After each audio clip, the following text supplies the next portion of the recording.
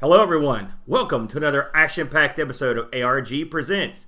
I am Amigo Aaron, humbly yours, joined as always by a man who has wined and dined with kings and queens and feasted in a back alley on pork and beans, the Brent. Hey, how's it going? Just great. Did you have a good week? Happy Father's Day. Thank you. Happy Father's Day to you. It's who'da thunk it? Who'da thunk it? Father's Day. But we're not here to talk about Father's Day, Brent. We're out here to talk about the Neo Geo. Yes. We spun the wheel. We made the deal, and the wheel told us that this week we will be tasked with playing games on the illustrious, the exotic, the expensive Neo Geo.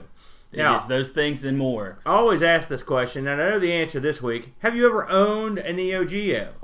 I can't afford a Neo Geo now. You know, I'm going to give a little information on the Neo Geo, but before I do, I just want to make an interesting quip for people like us. We have been in the arcade game hobby for many years now. Yes. And in the old days, having a Neo Geo, no problem, like that, you got them. Yeah. They were giving these things away. A couple $100, it's yours. Yes. Yep. And the arcade hardware was the identical hardware to what you would get at home for the most part. Minus the shell, that's pretty much it. And the joysticks and whatnot. And so we could have, I can't tell you the number of times that I had the opportunity to own a Neo Geo. And all in 1 slot, 2 slot, and 4 slot. Yeah, and just never did it. And they make cartridges for the Neo Geo arcade machines that pretty much contain every game. Yeah, multi-carts. So it would defeat the purpose of having to collect these things. But these Neo Geo consoles were high dollar, big time, big rich guy money back in the day. So not back in the day. Well, still today. Yeah. So the Neo Geo was manufactured by S&K Corporation. Yes. They came in several different flavors, which I'll get into, and these were released in Japan. Now get this is crazy. Just guess, what year do you figure these were released? And they came out the same year in Japan and North America. The consoles? The Neo Geo system. Oh, like what, 92? In 90. 90. Okay. Yeah, so April in Japan and August in America, and in the UK and the EU was out in 91. So it's funny, these started out as strictly arcade, an arcade venture.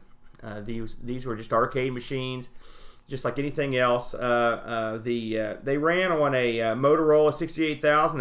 Here's another machine that ran on a Motorola. Yep. And had a 12 megahertz. It had a Zilog Z80 or Z80A, if you will, at 4 megahertz, and they had 64K of RAM.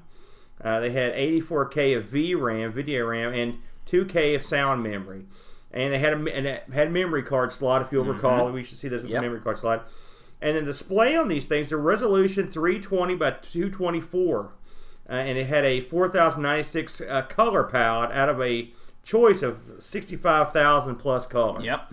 So standard stuff. The sound on it, which was always enjoyed the sound of the Neo Geo, was the old Yamaha YM26010. So this is all Cadillac stuff back in the day. So these were a hit pretty much right out of the gate. And because what they allowed you to do, if you owned an arcade machine or were an arcade operator back in the day, when it was time to switch out an old game that had gotten stale, you would have to literally either buy a new cabinet, or you would have to strip out the cabinet that you currently had for a new game. And so what that meant would be often it would be your full rewire, because in that day, change the marquee, the games, the bezels. The games would run on different power supplies, or something. Usually the same power supply, but different wire harnesses and whatnot. Now, in the late '80s, the JAMA standard was introduced. It was the Japanese arcade manufacturers. I think it's multi-adapters. What a gift! Yeah, and the JAMA was great because it was the boards had the same layout. You just plugged them into the same wiring harness, and then occasionally, if a board needed more buttons, you would have additional wiring harness to put in for that. But it was, that I will say that wasn't standard, which became a pain in the butt. The additional button harness. Different manufacturers use different ones, but for the most part, the JAMA standard was great.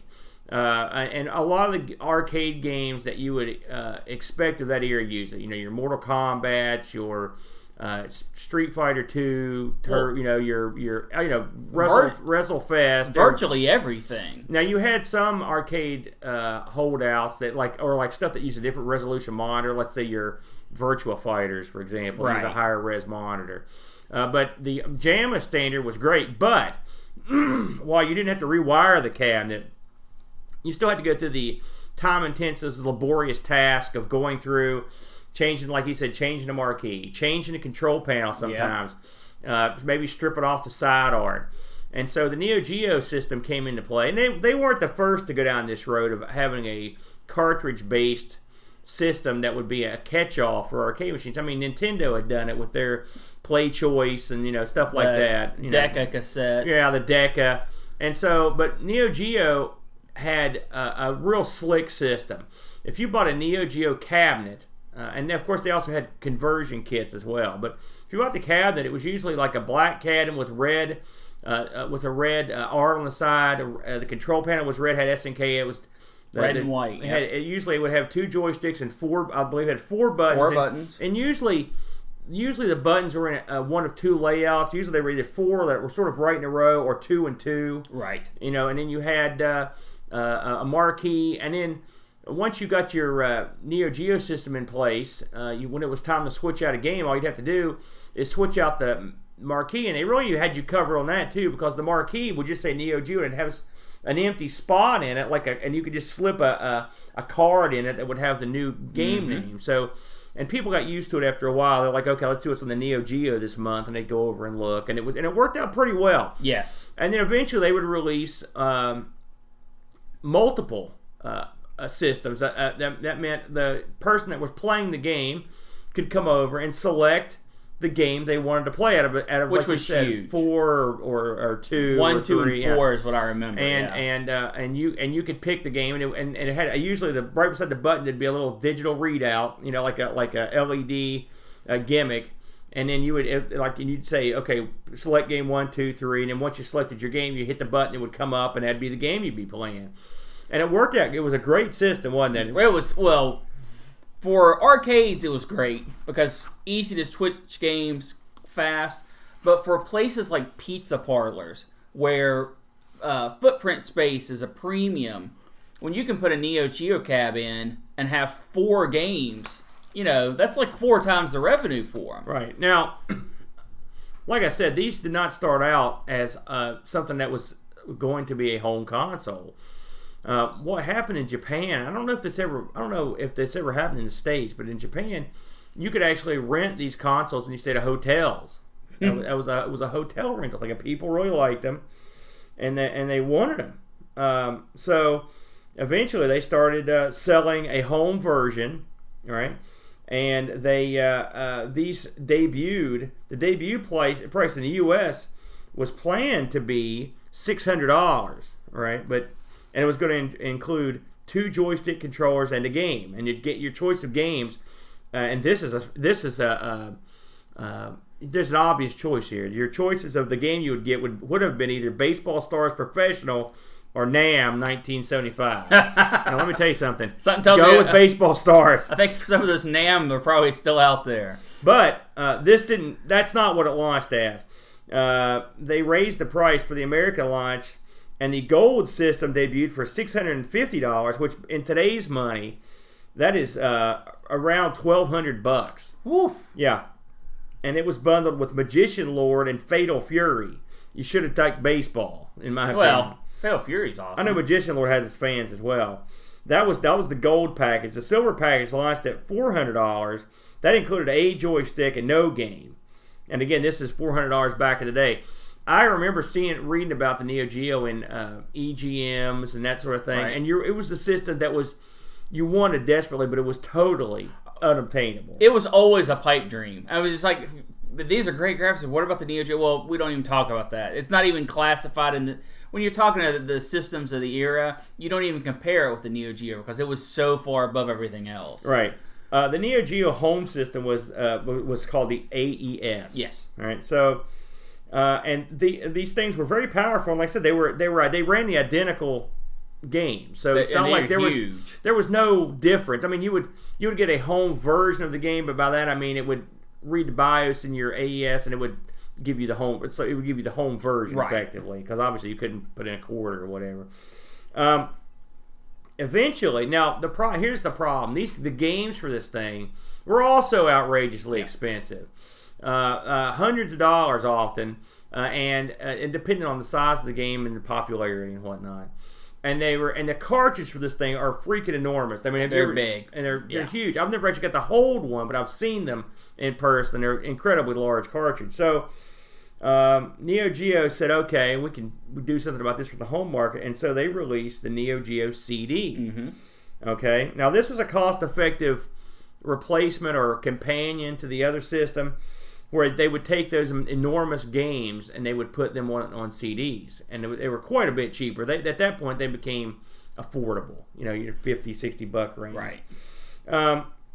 The problem was that the CD system they employed was a single-speed CD-ROM. So if you've ever seen one of these or anyone seen anyone play these, they are incredibly slow to load. A little bit of load time. Yeah.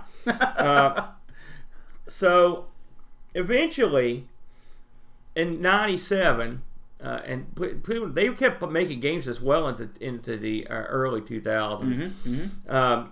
They released something called the Neo Geo 64 arcade system, and this was going to be a replacement for its arcade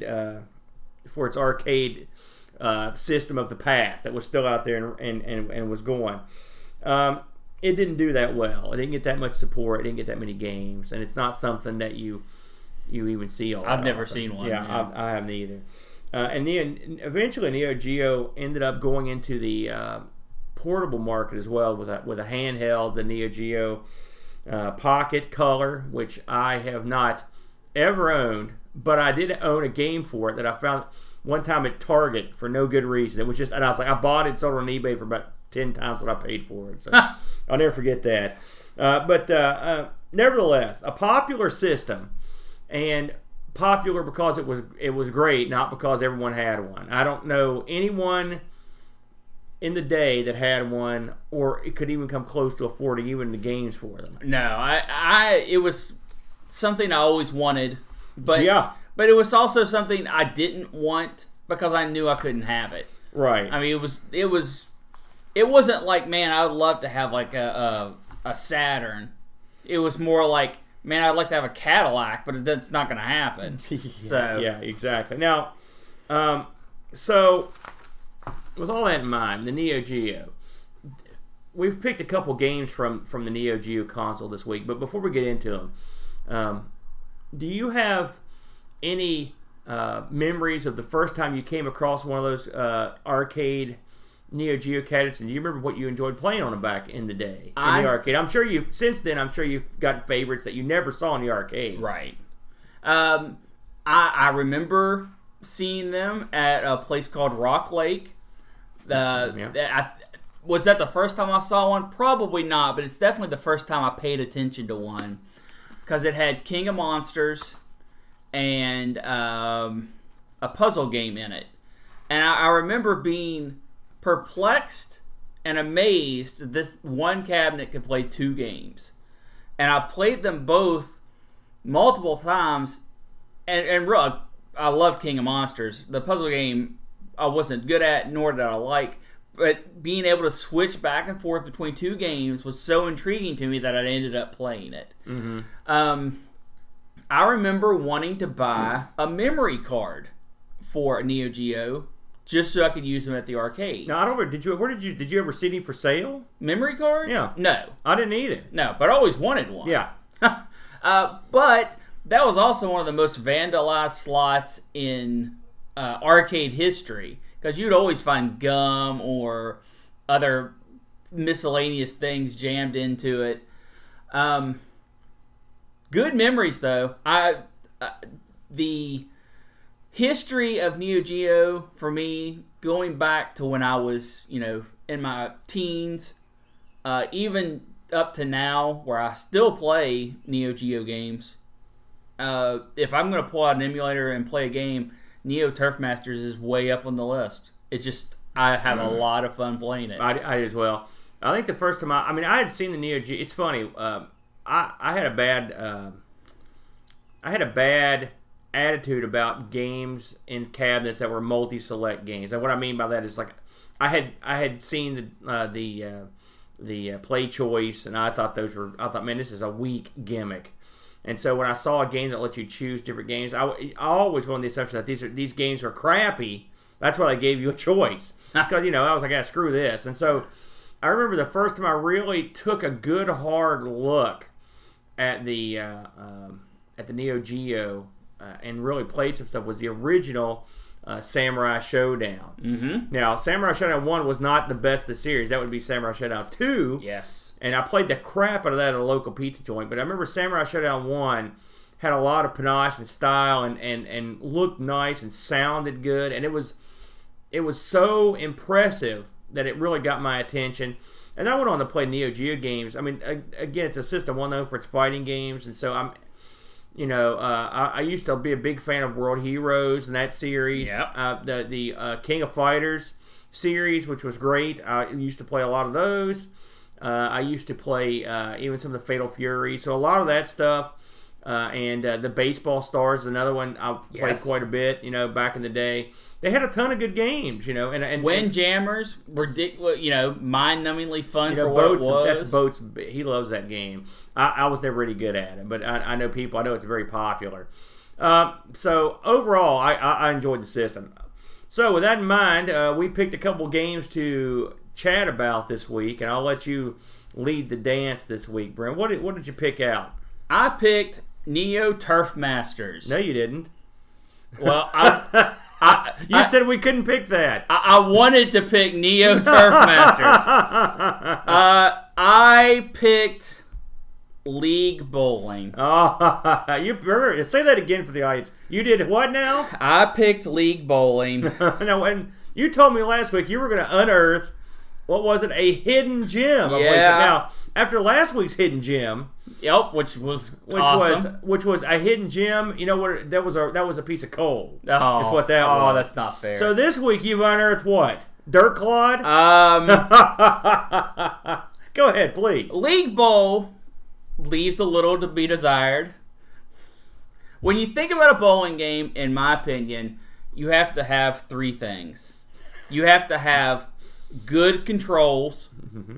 You have to have some kind of amusing or interesting style, and you have to have good pin action.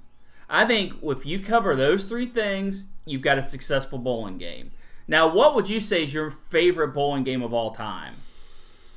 Oh, boy. Because if it's not Wii Sports Bowling, you're wrong. I thought we were talking about arcade. No.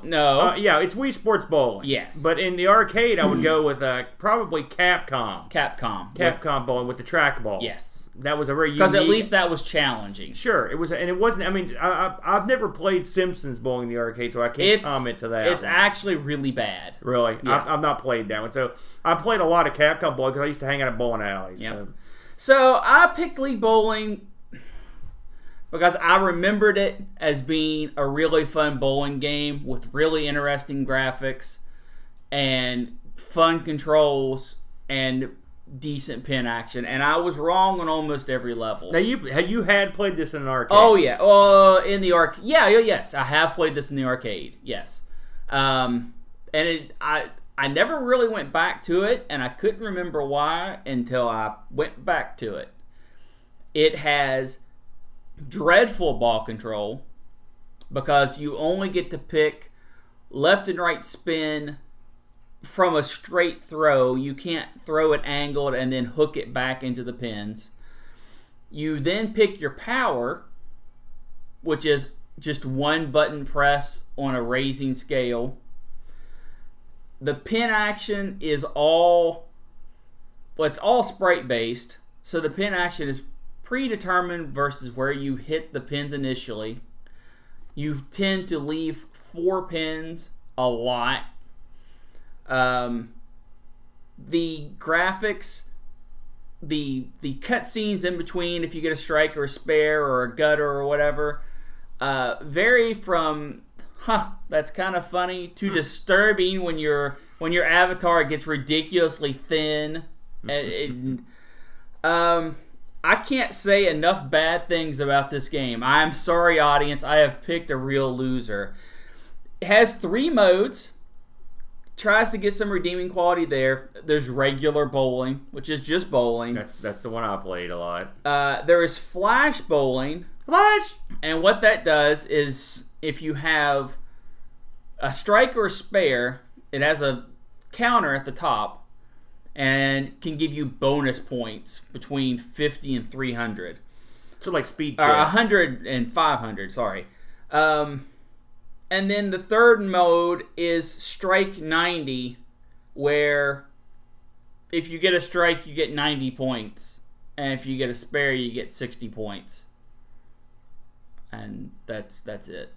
Easier to score.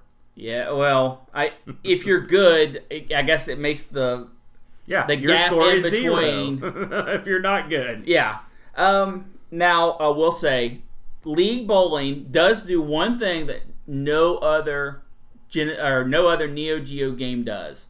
It has one claim to fame that nothing else can say, and it allows you to link up 4 Neo Geo systems together to play 8 players at one time.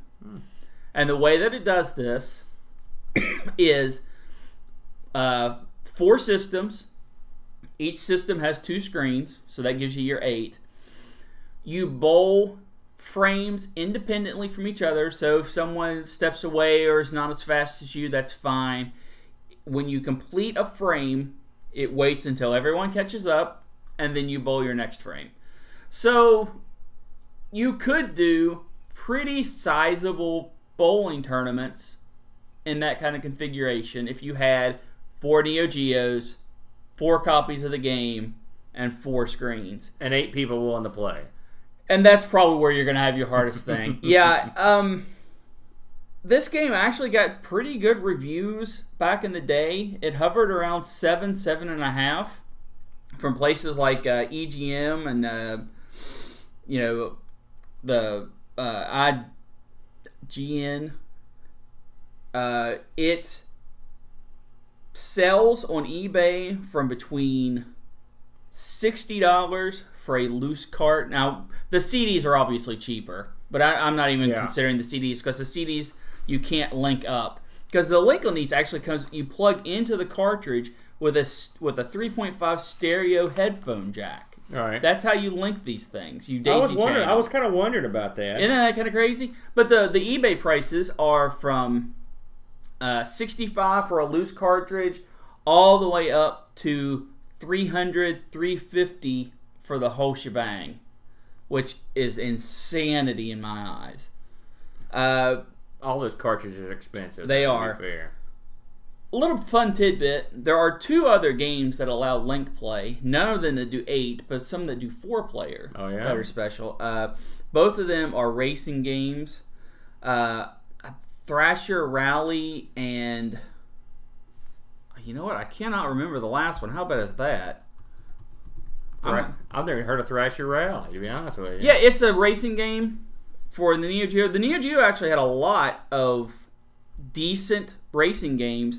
It was all in a rally style where it's not necessarily you going around a track, you're going to make your turns. Mm-hmm. The signal comes out like turn left or a hard left, and then you turn from there. League Bowling Riding Hero motorcycle game was also multi-sync. I'm not familiar with that one either. And Thrasher Rally. Yeah, you actually could not buy a link cable, a licensed link cable separately. They came in copies of Thrasher Rally, but they were hidden behind the bezel of the box, so people never even knew they were there. No kidding. Yeah, crazy stuff. That is wacky. The link part of League Bowling, by far the most interesting part of the game. Well, I'm going to do something unexpected, and I'm going to defend League Bowling. Okay, I'm glad to hear it. Is it the best bowling game I've ever played? No. However, I would call this the ugly, stupid, illegitimate brother of Turf Masters in that it's simple, it's not too difficult to understand the concepts behind it, and it's quick. It's got simultaneous 2-player on-screen multiplayer. It's bowling. Bowling's always fun and easy. People have been making kind of rudimentary bowling games on systems since the very first systems, effectively. Bowling has been a pretty easy concept to get over. Its graphics are cartoony. They're funny. The lead character is amusing. There's a chick that sort of wishes you luck and looks all pouty and cute, although I think she's kind of weird looking, but she's kind of standing there if you're playing by yourself. And it lets you pick your right or left hand. There's ball control after the throw. It does some stuff I don't think I've seen in too many bowling games, which allows you to alter your approach on the fly, which is, you can do some wacky stuff, because a lot of games, once you press roll ball, your guy approaches from where you sat him and he rolls the ball. This game, you can stagger up to the line like a drunken sailor and toss that ball, and with some wacky results. This is a wacky bowling game. The sound effects and stuff were good. I thought if you want something that's simple, I mean, Wii bowling is very simple. And by the way, comparing this to Wii bowling is not fair. I know, I wasn't. But if you look at bowling games, often they have something in common. It's funny, bowling and pool are games where you use a ball to do stuff, but their pool, the complexity's over the top. Whereas bowling's never been treated with that sort of care when it comes to setting angles and stuff. Just, good luck, sucker. You roll the ball.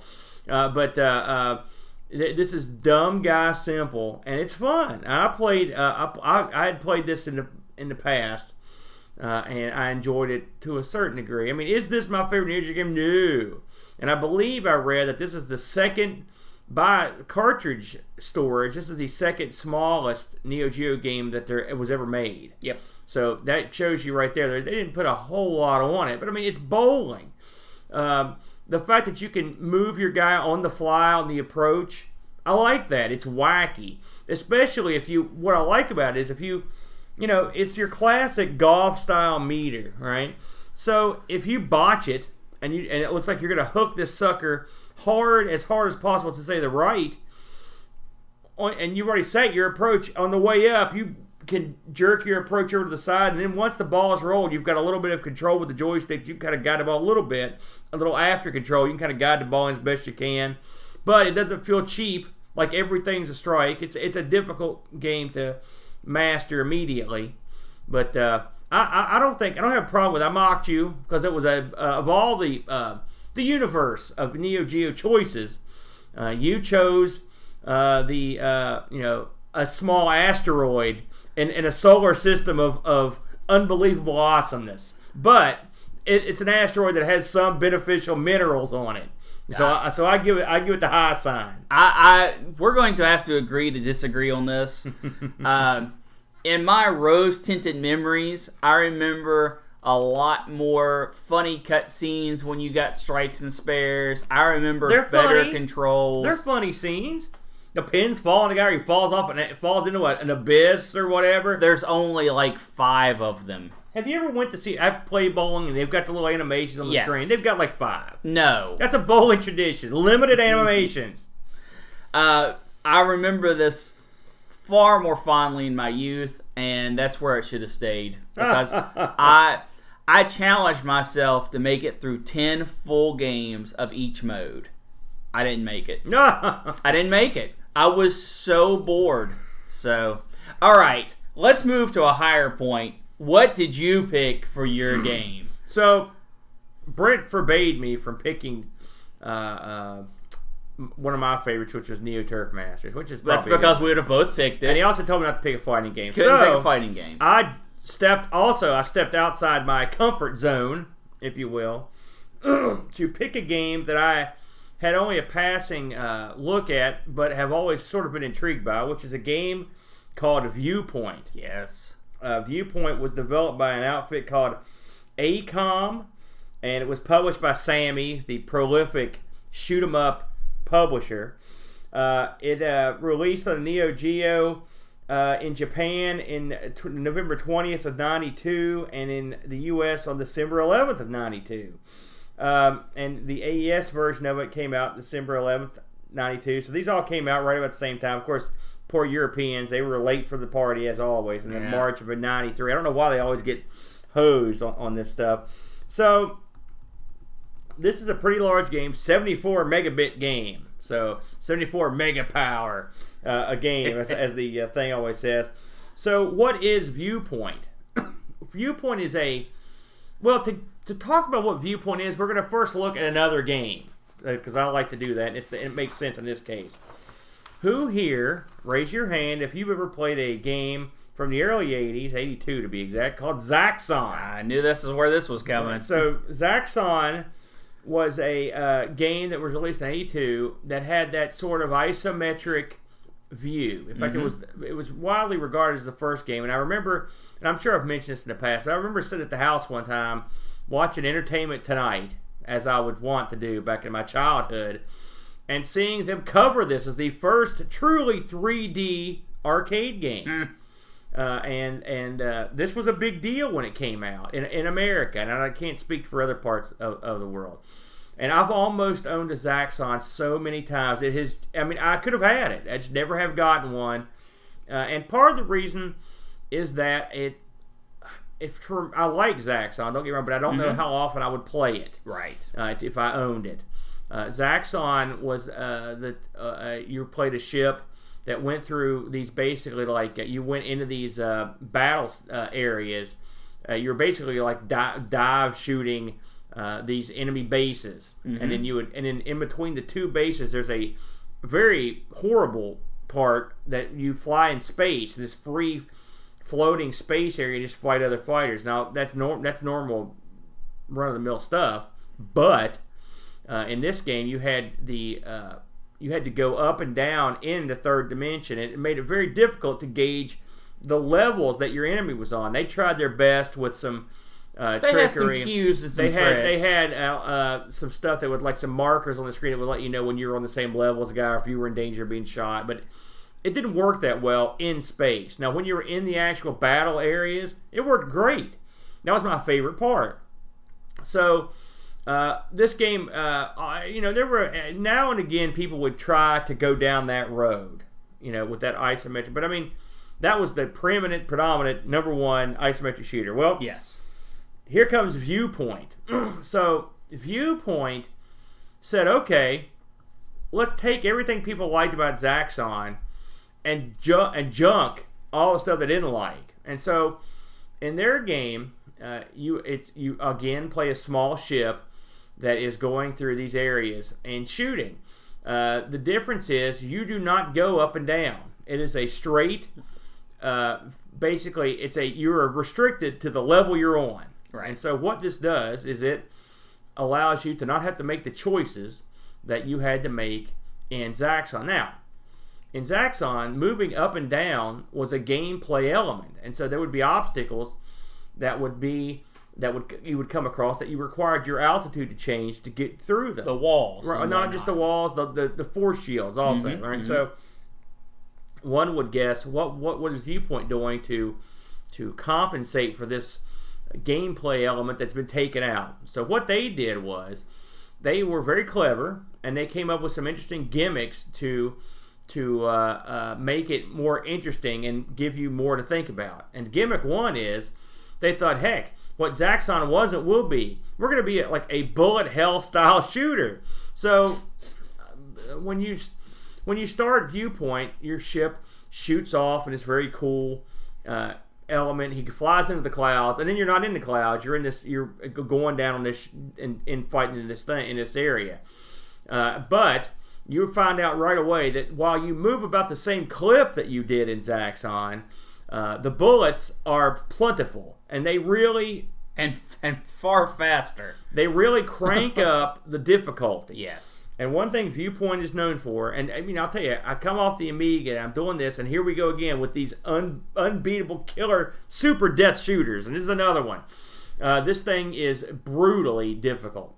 So what else did they do? Well, your ship has the ability, a la like an R-type, if you hold the fire button down, your ship's lasers will charge up, and you hold the button down, you'll get the big huge beam, and when you release it, you get sort of a killer beam that will take out multiple enemies at once and do big damage to different adversaries. So that, you've got an R-type element there if you like those sort of things. But what this does though is this really, you almost have to do this a lot, because you'll come across a lot of enemies that are very difficult to hurt, and you'll be sitting there tapping that button till doomsday to try to get through them. So what else does it do? Well, this thing, since it's isometric, it takes advantage of that angle you're at by implementing devious little traps and whatnot. And so one of the first things you come across are these walls. The walls, and I don't know how you would explain this in the real world, but because I can't imagine any enemy actually putting up walls like this. Oh, but the walls have effectively they have like turnstiles or something on them, and so you have to shoot these things.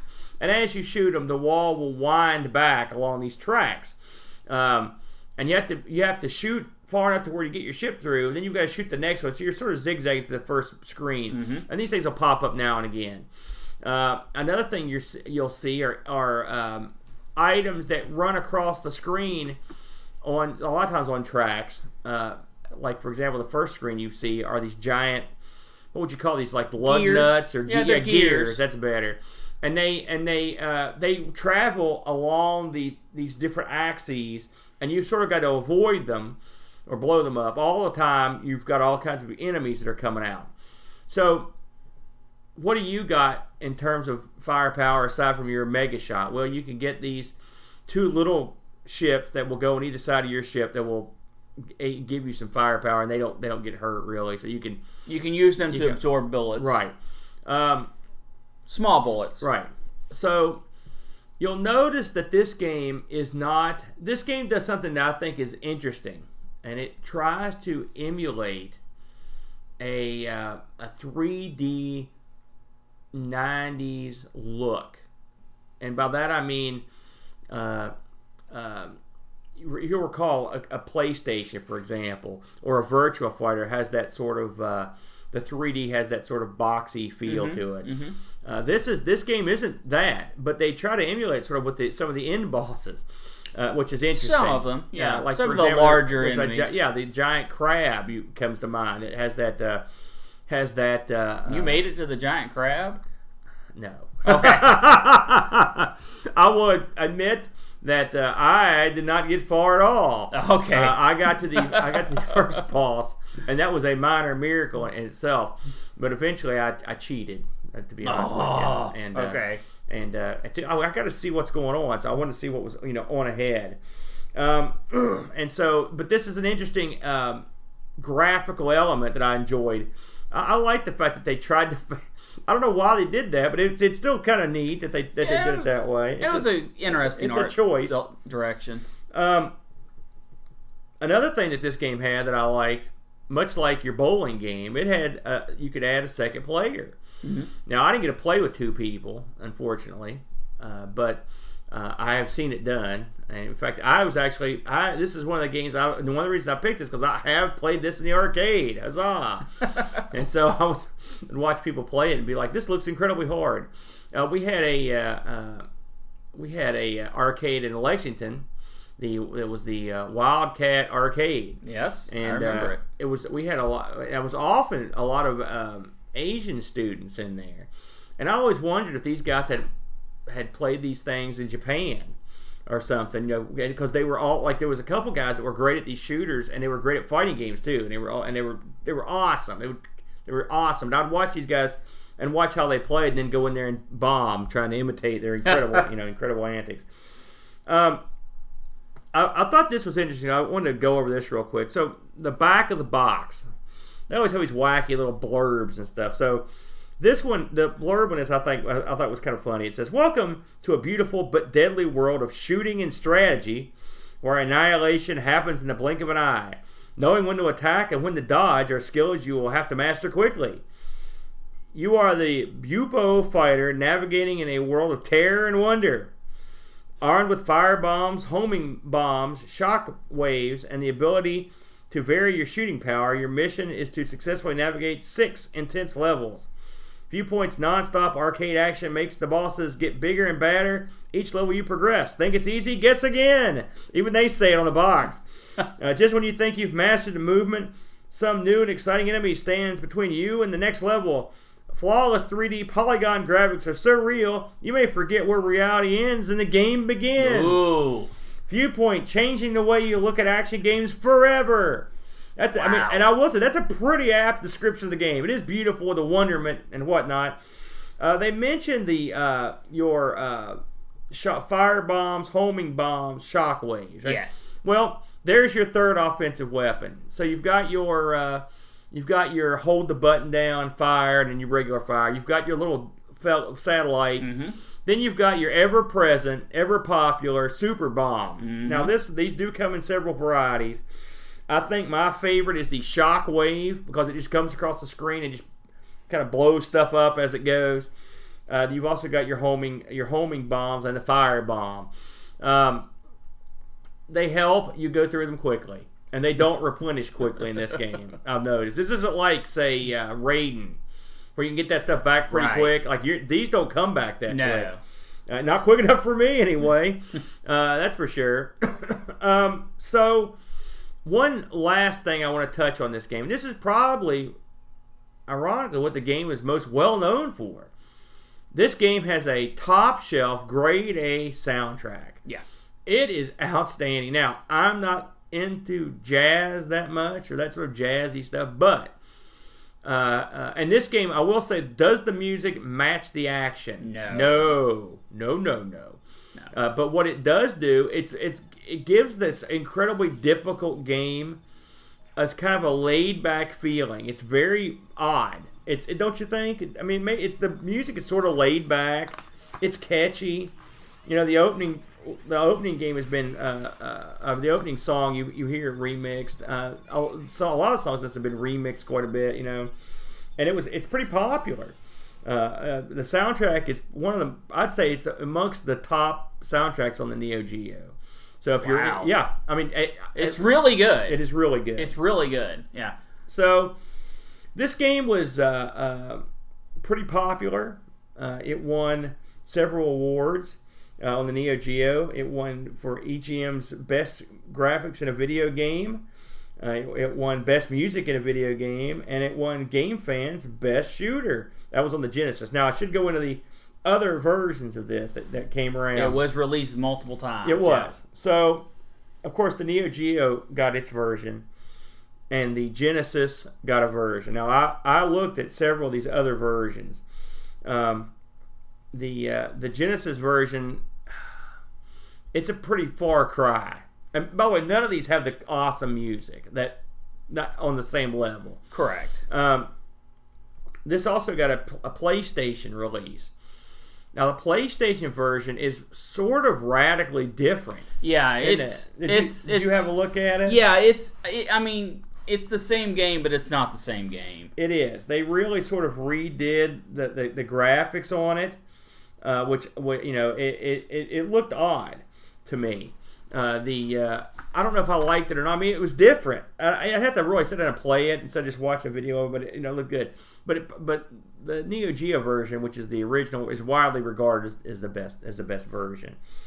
Again, the game was so popular that it was a sequel was announced, which would have been Viewpoint 2064. This was going to be a sequel that was going to be released on the Nintendo 64. Yep. If you can believe it. I'd never heard about this until I read it. And this was going to be in '98, and Sammy had development issues with it, so it was canceled. Yeah, they just couldn't get the job done. I mean, something else I didn't know, and I read this on the wiki, I believe. someone found the prototype and auctioned it off. Yeah. Did you hear about that? Yeah, and sold it, yeah. That was only a couple years ago that happened. So, what did you think about Viewpoint? Loved it. Really? Loved it. Now, you're better at these sorts of games than I am. So. I'm a pretty big shooter fan. Viewpoint is probably a tick harder than I like my shooters. And to me, it was not a bullet hell. It was fairly difficult game. My issue was two things. Controls, because your up, down, left, and right are actually hitting the diagonals. Yes, I mean, you have to get used to it. That's no doubt. And I struggle with that. It's the same reason I hate Qbert. I love Qbert. And the isometric angle on levels where it had some kind of grid or floor that I could better line up my enemies, I was okay. But when you were over top of just water or non-grid-like floors, I had trouble lining up shots. Now, that is not to say that this game could have had some tweaking. First and foremost, I wish you could cycle through your bombs, your super bombs, and decide what you're going to shoot. Yes, they are pretty much whatever you pick up. They are they're in the line that you get them, and that's it. Yeah. In some situations, you're shooting off your super missiles just to get to your wave or your your fire thing, because the multi missiles are so situational that you just want to get rid of them. At least I did. I kept them. I held on to them like grim death. Oh, it didn't matter what I had. Yeah, I knew I was going to be screwed shortly. Well, I mean, if you die with them, you don't. It's not like your next guy gets them. So yeah, fair enough. The bosses in this game that I got to, I made it halfway through the game without cheating, and I played it way more than I played League Bowling. So what? Why? But it was a fair death system most of the time. When I died and I came back to it, I got a little bit better. That's something else I should have touched on. When you die in this, you don't just pick back up. That's a checkpoint That's for system. suckers. This thing backs you way back. Well, it's a if you're at a checkpoint boss, system. TS, you're going back. It's a checkpoint I system. do not like that. Now, see, I'm fine with that because it lets you get better at aspects of the game that you're not good at. Now, if this, I guess if you get better, then it's okay. If this game didn't have unlimited continues, I wouldn't like it. Yeah, they want more money. Well, yeah, it's catered to be an arcade game. But I kept going until my wife basically was like, "Look, it's time for bed. You've got to stop." I was like, "Man, okay." And then I went back and I played more later, and I would get to a certain point, I'd get a little bit farther than I was before. I love that about games. I love having that feeling of accomplishment when you get a little bit farther. I eventually did watch a speed run of this game where I saw the whole thing. Level 5, where they make you fight all the boss. It's basically a boss rush. I don't like that in shooters. So I would have probably gotten pretty ticked if I would have made it to that point and had to have done that. I would have cried if I'd gotten that far. However, I really enjoyed the game. The music is incredibly awesome, but does not match the environment. That is strange. It reminded me. You know what it reminded me of? I'm a big fan of Cowboy Bebop. You ever watch? I know you haven't seen it. Oh, give me a break. Have Yes, I have. I didn't know. Every episode and the movie. Well, you know how it has this sort of jazzy soundtrack. Yeah. It's kind of laid back. Even when there's battles going on, someone's doing a clarinet solo. That's what this game sort of had. That same kind of vibe for me. It was that kind of, it was upbeat music, but it wasn't like.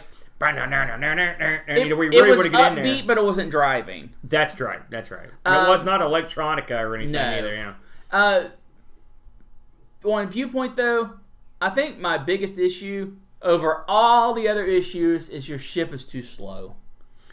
Well, that's what it reminded me of. They took that right from Zaxxon. Did you notice that your ship almost has a ray traced feel to it? You know what I'm saying? Or rendered. Yeah. And some of the enemies are like that. And you're right about being able to find where you're at on the screen based on how the flooring is done. That's true. Now, that much said, normally when there's some kind of griddish type pattern, and they do that a lot, there's some kind of very diabolical 3D enemy that's, or something's coming up. There's areas where you have to get through almost like spinning, like I don't know what, like these ships that are going around in circles. There's these big ships that come on the screen that you have to sort of go around. Yeah. There's a lot of when they say this is a thinking man shooter. I mean, it is. You have to. It's not just a boom you go through it. I mean, you have to. What am I going to do? It's what's my next move? I don't know which way do I go? How do I get past this unpenetrable thing? Right. And there's some parts where you don't shoot for a little while. You're trying to. Yeah, you maneuver. Are you kidding me? And the enemy variety, and the imagination and the enemy design, top notch. Top notch. You could tell they said, okay, here's the concept for this game. What kind of stuff can we put in here that it will work out well given the parameters of what the game is? Yeah. Now, one thing about this game it's on a slow roll, which most of these games are a diagonal slow roll in this game. It wasn't slow enough for me because my ship got caught. I mean, I can't tell you how many obstacles I'd run into because I'd be trying to get somewhere as quick as I could. And it's your ship. It's not the quickest ship. That's a fact. A speed up would not have been an out of order thing. I wouldn't have minded it. Yeah, but listen, I'm no shooter guy, as you know. But I thought this game needed to be mentioned due to the creativity of it. And I'm sure people that are real hardcore shooters are like, well, duh, Aaron. But listen, for your average schlup like me, I thought it was unique and it was different. Absolutely. I really enjoyed the. It was. And I would enjoy it for someone else, basically, because I know I'm not good enough to get through most of that cheating. But it was interesting to see the different elements they employed based on that isometric view, and I think it was pretty interesting. Now I have a question. Yeah. Of the two games that you played this week, which game would you be more likely to go pick up and play again? Bowling. And this is nothing against Viewpoint, but often I'm limited for time, and I need something where, and also I can't get real far in Viewpoint. Now, if I had hours to sit down and play something, that's what I did. I just sat down one night and just played the crap at a Viewpoint. Then the next night I played a little bit. I fit some more in. But I mean, for me, I need something that I can knock out in a hurry. Now, don't get me wrong, I can knock out Viewpoint in a hurry. But I mean, since you can continue, I'll just keep going. It is really frustrating to have to go back and go over. This is the perfect game for save states. Let's put that. Oh no! Don't ruin it. Save states on it. Don't ruin it. I looked this up on the old eBay to see what it was going for. You could get the CD from Japan. All right. $42. Yeah. They also have, I saw $54, and these are with the CD case and whatnot. Now, if you want the AES, the cart, the big dog, that's what we want. Sealed in box. I saw one go for $400. Wow, that's remarkably cheap. Well, it depends on your perspective of cheap. If bowling's going for $300. And the cartridge, just the cartridge. Right. And I think it also had the docks. I don't think it had, but it didn't have the box. $350. Wow. So there's not a drop off for that. Right. Well, I mean, so I think someone, I don't know, sealed in box. Like I said, I saw one go for $400, one for $460. That's not bad. I think I would probably go with the sealed in box. Well, the sealed in box though, you never actually. I'm not sure it was a sealed or maybe just be complete in box. Now I think about it. I don't think it was still sealed. I'd say sealed would go for quite a bit. More. Now I think about it. I think it was sealed. I think it was complete in box. So overall, clear choice bowling. Oh. No, I'm just kidding. For God's sakes, don't go and play bowling. You'd be an idiot. So with that out of the way, Brent, I think you know what time it is. It's time to spin the wheel and make the deal. All right. Allow me to grab the wheel now. What is added to the wheel tonight? This week, we have added, I'm going to let you spin it this time around. This week, we've added the classic, if that's your cup of tea, the Apple II to the mix. Now, we're getting some really wacky stuff here. We've got a lot of wackery on here. Some of this stuff's been on the wheel for a while and just has never gotten spun. So remember, we're stopping it right up here, wherever this little plastic gimmick stops. And my hands are holding the base here, but there is no chicanery. Let me get a good shot here. You know what? Yeah. I'm hoping for Odyssey. All right. I could do for some Odyssey goodness. Okay. All right. Spin the wheel, make the deal. Yeah. That was a good spin. Good spin. Good spin. Yeah. Come on, Odyssey. Come on, Audit. Oh. What do we got, Brand? We have got the Game Boy Advance. The Game Boy Advance. Yes. Now, we haven't done the game. We've never done anything on this board. The Game Boy Advance. Now, you owned the Game Boy Oh, Advance. yes. I loved it. Now, Holy moly. I have never owned a Game Boy Advance. But I have had portable systems that would allow me to play the Game Boy, which was including the... what did I have that would let me do it? I like the PSP will let me play Game Boy stuff and a few other things. Now. Game Boy Advance. Yes, yeah, I understand. Okay, So, you owned a Game Boy Advance when they came out originally, absolutely. Right? Yes. And so you have an idea of what you're going to play already. Oh, man. There's so many good games. I'll have to look. You'll recall, gentle viewers or listeners, that when I played, the last time we picked a portable system, which I believe was the Game Boy Color, I think, I chose stupidly.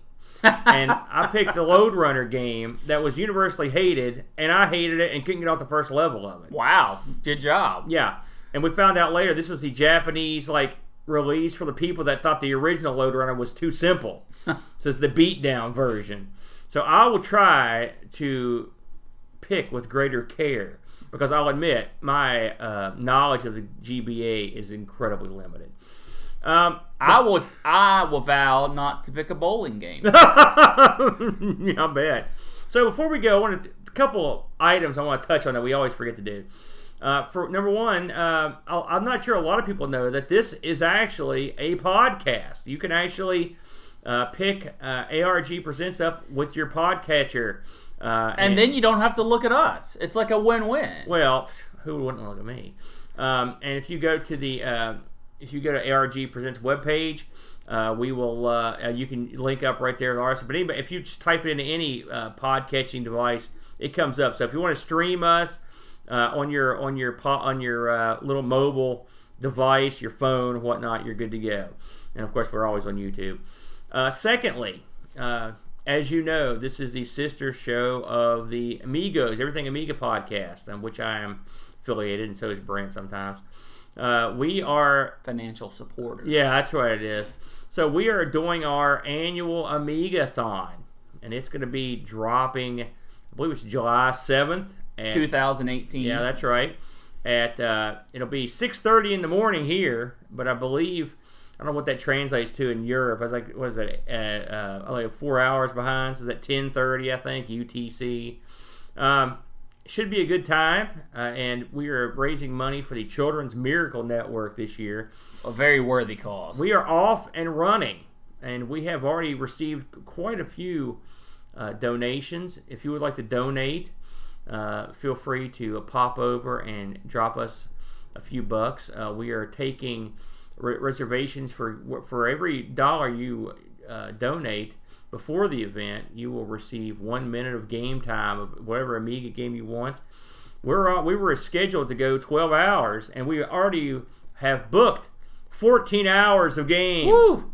So, good luck in fact, with that. It could be more by now. It could be 15 hours. So we're going to be beat down. If you want to see a man get beat down, and then after the event starts, we're going to just be taking donations, and also you'll get to pick who gets the pie in the face at the end of this thing. And I can tell you, I got the pie last year, and it was a delicious, brutal experience. Oh, okay. The pie giver was a strong man, circus strong man, that tried to actually shove the pie through the back of my head and out the back.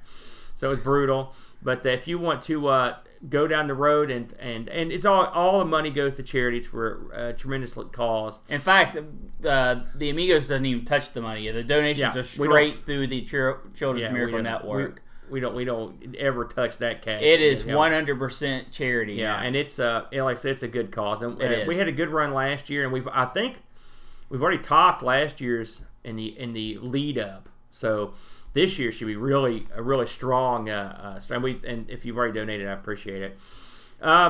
Anything else? I think that covers it. I think that wraps it up. So next week again, the Game Boy Advance. Yes. And until next time. Have a good one.